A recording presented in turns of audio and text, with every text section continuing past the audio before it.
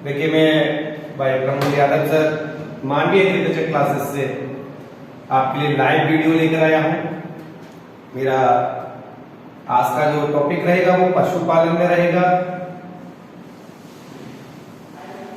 Unit अपनी first है।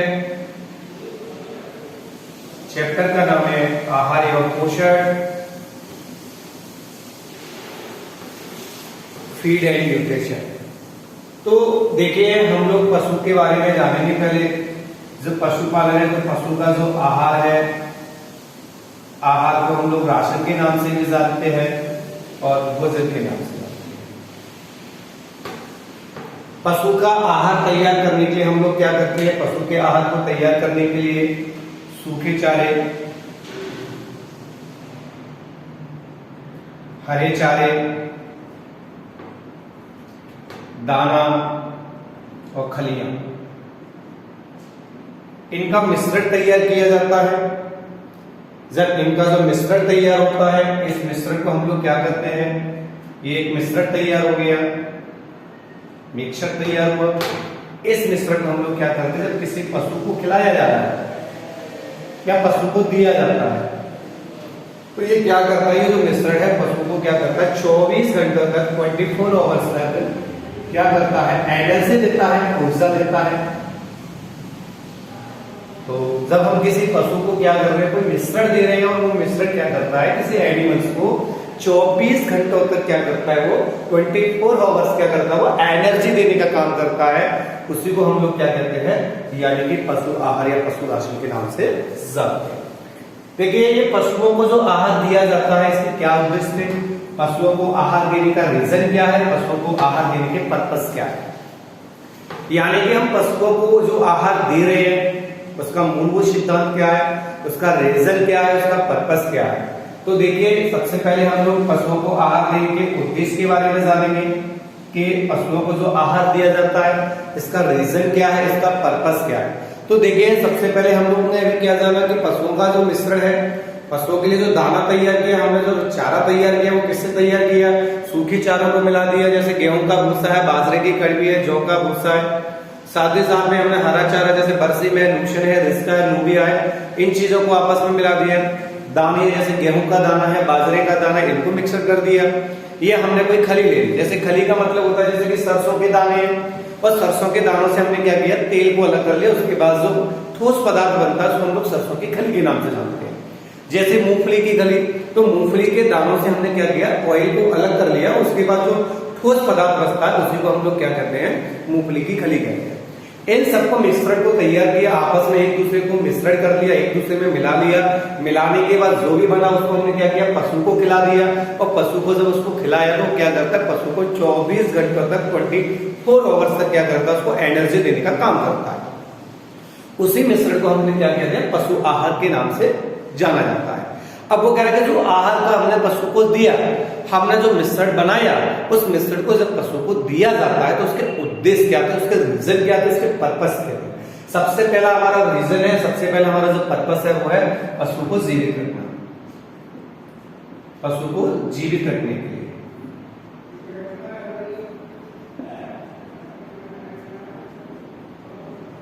यानी कि animal to alive and to animals alive, यानी कि पशु को जीवित रखने के लिए। उसके बाद सेकंड पॉइंट आता है हमारा कि सेकंड पॉइंट किसके लिए दिया जाता है? सेकंड पॉइंट बेटा पशु की शारीरिक वृद्धि के लिए दिया जाता है। पशु की शारीरिक वृद्धि के लिए दिया जाता है। फिर दिया जाता है बेटा पशु को स्वस्थ रखने के लिए, पशु को स्वस्थ रखने के लिए, दुधारू पशु का दूध उत्पादन बढ़ाने के लिए,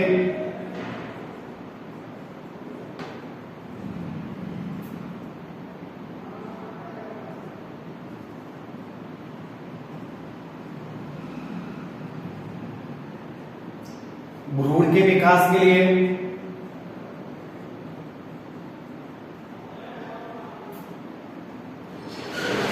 तो देखिए हमारा जो रीजन है, हमारे जो पर्पस है, किसी पशु को हम लोग जब कोई चारे का मिश्रण दिया जा रहा है तो वो रीजन क्या थे, उसके पर्पस क्या थे।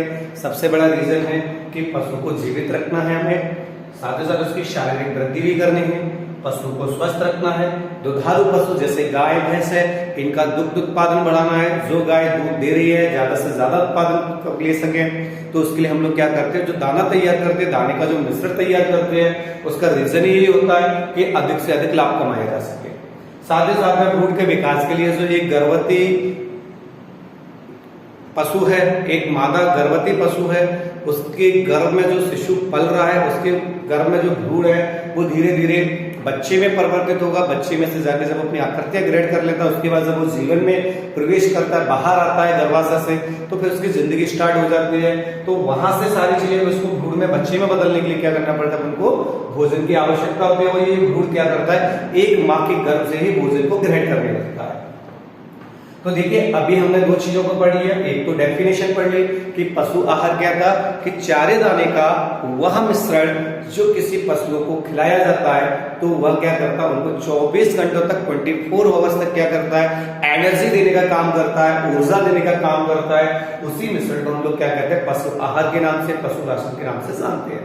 अब हमने जो मिश्रण तैयार किया था, वो मिश्रण दिया क्यों जा रहा है, उसका रीजन क्या है, उसका उद्देश्य क्या है, उसका पर्पस क्या है। तो सबसे पहले पशु को जीवित रखना है, तो एनिमल्स अलाइव, यानी कि पशु को जीवित रखना है। जब पशु जीवित होगा तभी वो सारी क्रियाएं कर पाएगा।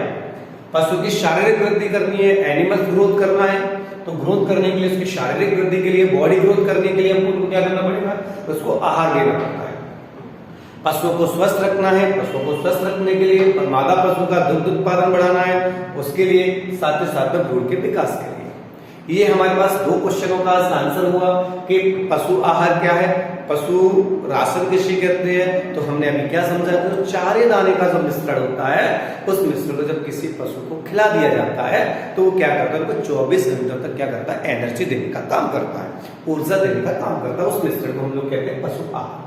अब जो पशुओं को जो आहार दिया जा रहा है, उसका रीजन क्या था, पशु को जीवित रखने के लिए, पशु की शारीरिक वृद्धि के लिए, पशुओं को स्वस्थ रखने के लिए, दुधारू पशु का दुग्ध उत्पादन बढ़ाने के लिए, साथ ही साथ में भ्रूण के विकास के लिए। देखिए अब हम बात करते हैं आहार के साथ साथ में पोषण की बात करते हैं। ये पोषण क्या होता है, तो देखिए जो पोषण है, इस पोषण को हम लोग पोषक तत्व भी कह सकते हैं। तो पशुओं को जिन पोषक तत्वों की आवश्यकता होती है, उनकी संख्या 6 बताई गई है कि पशुओं को 6 पोषक तत्वों की आवश्यकता होती है। उनके भोजन में 6 पोषक तत्वों का मिश्रण होता है। सबसे पहले कार्बोहाइड्रेट का मिश्रण होता है, साथ ही साथ में प्रोटीन का मिश्रण होता है, विटामिन का होता है, वसा का होता है, चिकनाई जिसे बोला जाता है, खनिज लवण का होता है, और एम भूमिका निभाने वाला तत्व है जल। तो देखिए पशुओं का जो आहार का जो मिश्रण तैयार किया जाता है, उस आहार में इन तत्वों की अहम भूमिका होती है। जैसे कार्बोहाइड्रेट है, प्रोटीन है, वसा है, खनिज लवण है, विटामिन है, जल है।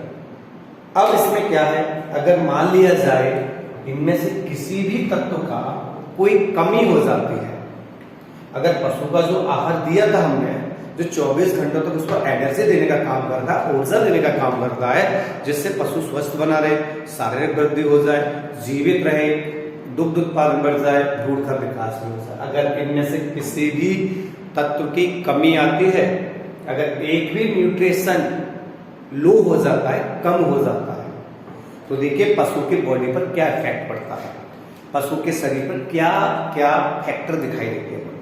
सबसे पहले जो पशु है, दुधारू पशु है, वो धीरे धीरे कमजोर होने लगता है या शारीरिक वृद्धि रुक जाती है।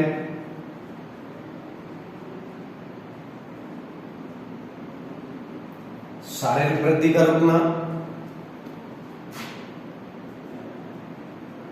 बार बार बीमार होना,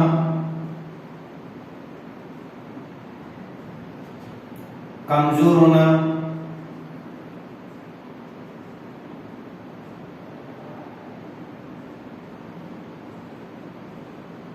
दुग्ध उत्पादन का कम होना,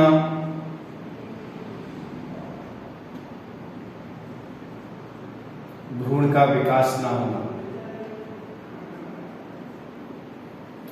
तो देखिए, जब किसी भी न्यूट्रिशन की किसी भी तत्व में कमी हो रही है, अगर एक भी पोषक तत्व इनमें से कम हो रहा है पशु के राशन में, पशु के भोजन में, तो इसके जो सीधे सीधे जो लक्षण दिखाई देंगे, इसके जो फैक्टर्स होंगे वो पशु की बॉडी पर क्या होंगे, एक तो उसकी शारीरिक वृद्धि रुक जाएगी, जो उसका जो ग्रोथ है, बॉडी जो ग्रोथ है वो अवरुद्ध हो जाता है, रुक जाता है, पशु बार बार बीमार होने लगता है, कुछ कुछ दिनों में, कुछ कुछ महीनों में अपने आप बीमार होने लगता है और कमजोर होने लगता है, क्योंकि जब वो बीमार होगा तो राशन नहीं खाएगा, भोजन को ग्रहण नहीं करेगा, तो वो धीरे धीरे क्या हो जाएगा, कमजोर हो जाएगा, दुग्ध उत्पादन कम हो जाएगा, यानी कि उनकी जो दुग्ध बनाने की जो क्षमता है वो अवरुद्ध हो जाती है, रुक जाती है, जिससे कभी कभी पशु का दूध भी कम बनता है, कभी कभी दूध बनता ही नहीं है और भ्रूण का विकास हो जाता है। ये किसके है, जब ये लक्षण है, लक्षण काय के हैं, ये कमी के लक्षण है।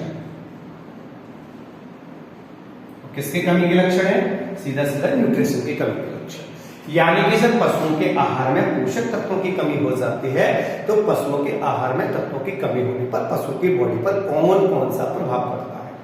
तो सबसे पहले पशु की शारीरिक वृद्धि का रुकना, बार बार बीमार होना, कमजोर होना, दुग्ध उत्पादन का कम होना, भ्रूण का विकास ना होना, ये किसके फैक्टर है, यानी पोषक तत्वों की कमी के।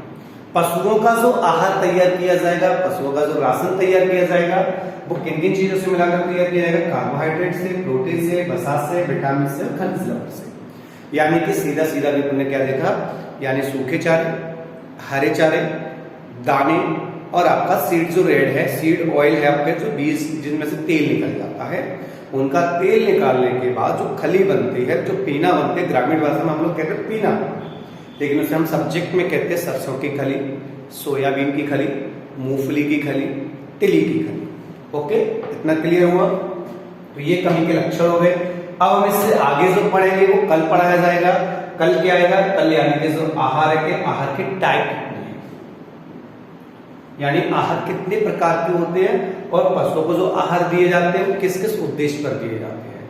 जैसे जीवन निर्वाह के लिए अलग दिया जाएगा, जीवित रखने के लिए, दुग्ध उत्पादन के लिए अलग से दिया जाएगा, आदर्श भी है और भी है, उनकी आवश्यकताओं की कंप्लीट करना पूरी को। ये सब आपको कल अपने साथ में आप लोग लाइव वीडियो देखेंगे।